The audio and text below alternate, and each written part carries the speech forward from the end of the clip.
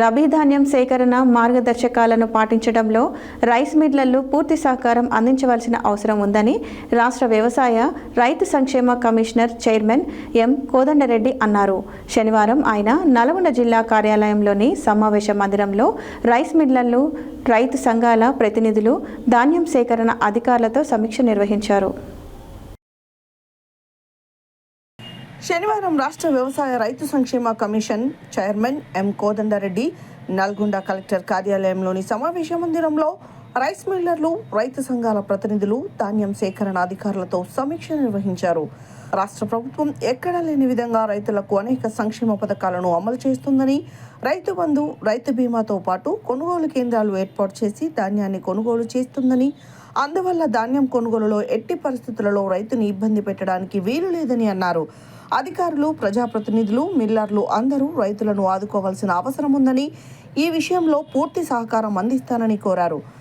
ధాన్యం సేకరణ కేవలం సీజన్లో మాత్రమే ఉంటుందని, ఇది అందరి బాధ్యత అని, ధాన్యం కొనుగోలు జరిగినన్ని రోజులు అధికారులు క్షేత్రస్థాయిలో ఉండాలని, ధాన్యం కొనుగోలు కేంద్రాలలో అన్ని సౌకర్యాలు కల్పించాలని చెప్పారు. రైస్ మిల్లర్లకు సంబంధించి ఏమైనా సమస్యలుంటే ప్రభుత్వం దృష్టికి తీసుకురమ్మన్నారు. రైతు కమిషన్ సభ్యులు Chevati Venkanna, Nalgonda market committee chairman Jokuri Ramesh, రైతు కమిషన్ మెంబర్ సెక్రటరీ గోపాల్ మాట్లాడారు.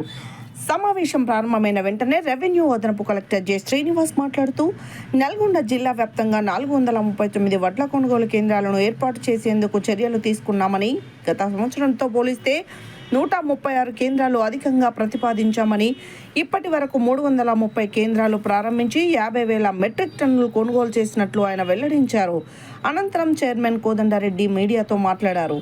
జిల్లా కలెక్టర్ బి చంద్రశేఖర్ మాట్లాడుతూ, మార్చి 15 వరకు భూభారతి పెండింగ్ దరఖాస్తులు పరిష్కరించామని మాత్రమే ఉన్నాయని, సాయిదా బైనామా కేసులను ఎప్పటికప్పుడు పరిష్కరిస్తున్నట్లు తెలిపారు.